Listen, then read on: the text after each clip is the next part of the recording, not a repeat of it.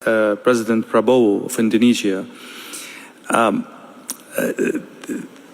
Indonesia has always walked a fine line, has always, as you mentioned in your speech, been a non-aligned state. But as the world becomes more and more complicated, can Asian countries, ASEAN countries, stay non-aligned, or this is more and more not an option, or a very, very narrow option as we go forward? Thank you. I think, in my opinion, it's not easy, but it's a line that we are determined to maintain. As I said, we respect all the great powers, we respect our neighbors, and we really believe that the only way for prosperity is collaboration, cooperation, and peaceful coexistence. And this is what we try to achieve.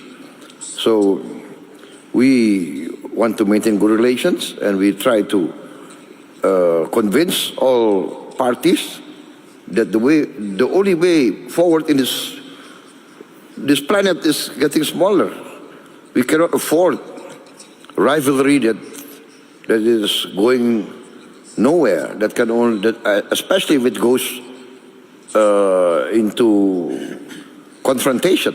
So no, I'm convinced that we have to maintain this path of non-alignment. Mr. President, you were shaking your head when we were exchanging this question. What are your thoughts on, bringing adversaries to the table? Does it require, is defeat a prerequisite for dialogue, or we can, bypass this phase and go to dialogue? And there are so many crises in the world that cannot afford a victorious Well, I have to say here that Nelson Mandela is one of my greatest icons, my greatest hero. I think it's an inspiration. He was put in prison for many years. He was sentenced to death, threatened to be sentenced to death, accused of many things. And his famous statement was that he was willing to give his life for the principle of freedom. But the greatness of Nelson Mandela, when he got out of prison, he worked for reconciliation with his former enemies. So this is the greatness of Nelson Mandela, and this I try also to carry out in my domestic politics. I reconciled with many of my former opponents. For instance, we had a very long rebellion, separatist rebellion in Aceh, very long. I think more than nearly 30 years. But can you imagine that the former commander of the Aceh Liberation Army, fighting against us for 25 years more, now he joined my party. He's in my political party.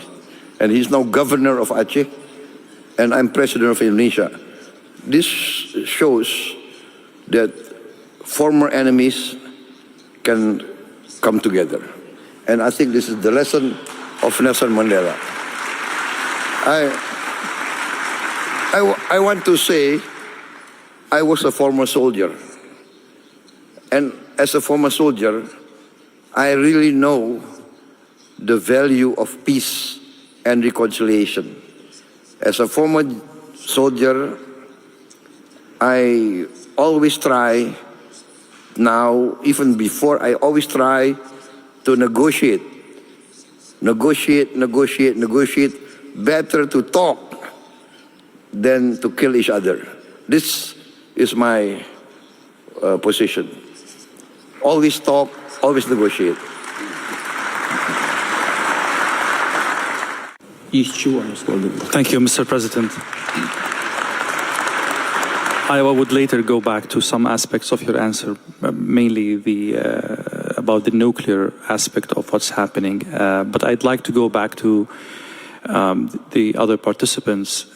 Indonesia, Bahrain, and South Africa are three countries actively deepening relationship with Russia. From what I understood, this conflict, unfortunately, and I hope I'm wrong, might go for long. How are you planning to mitigate the fallout of this conflict in terms of secondary sanctions, in terms of political reputation in the world, in terms of pressure coming from your other allies? This is a very, very complicated situation. You don't want to be in any way, but that's reality. I will start with you, Mr. President.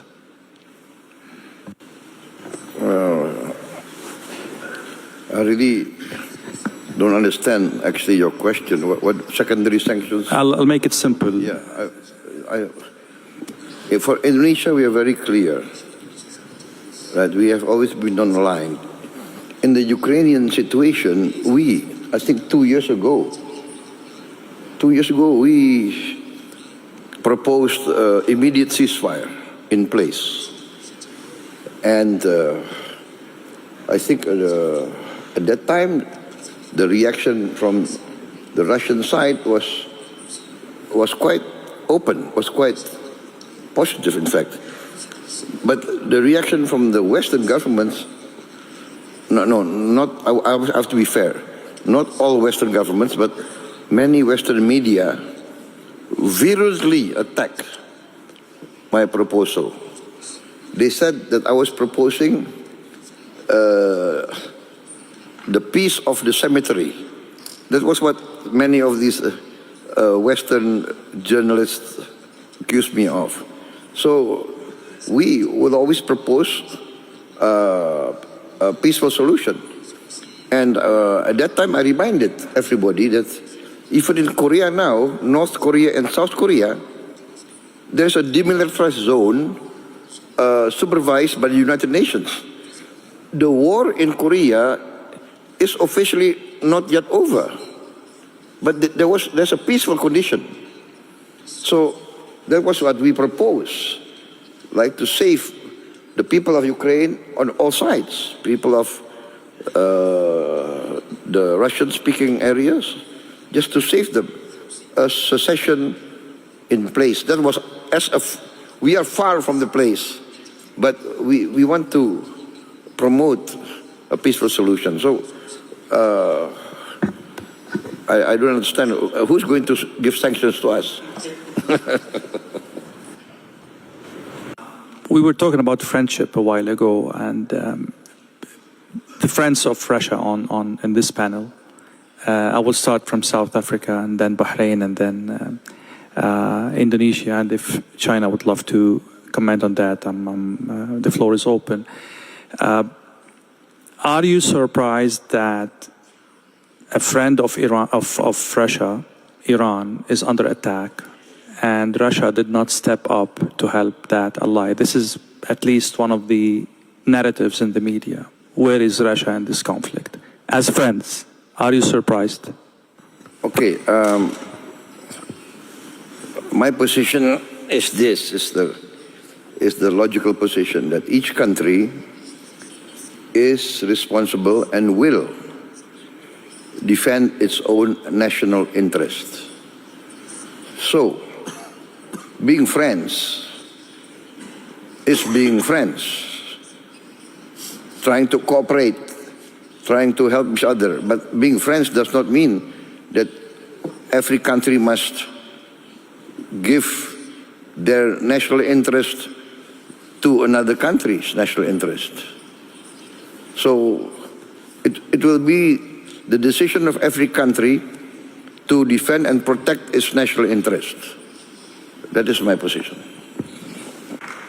Mr. President, how your country is, let's say, taking advantage of the current economic situation in Russia, people left, businesses are left back. There are opportunities in the market now for a country like Indonesia. How are you leveraging the situation? As I mentioned that I have had good relations with Russian business entities, business groups, but mostly I have to be very frank, they were interested and they are interested in coming into Indonesia. And because I think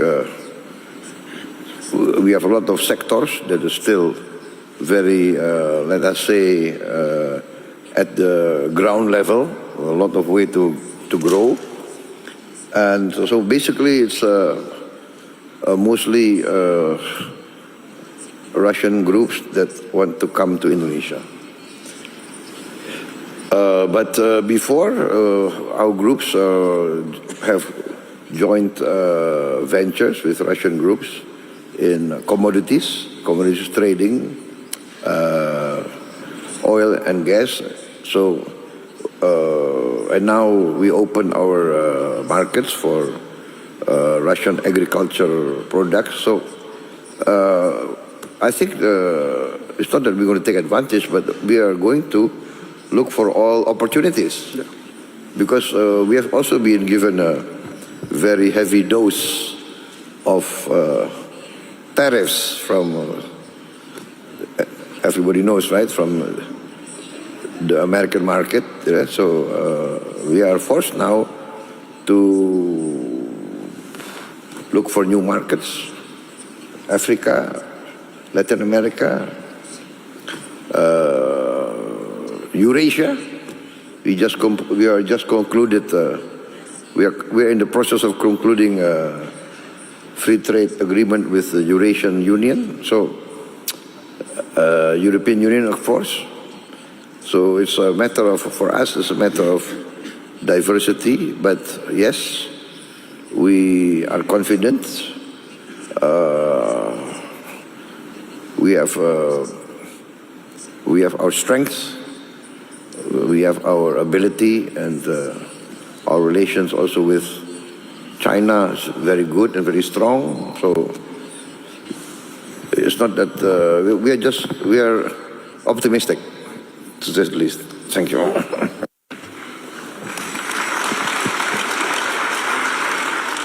I will keep like 1 minute round for each participant. If there is anything I failed to ask or something that you have in mind to go, I'll move to you, Mr. President. I'd just like to thank President Putin and the organizers of this forum for this great opportunity. I think we've learned a lot from each other. Thank you very much.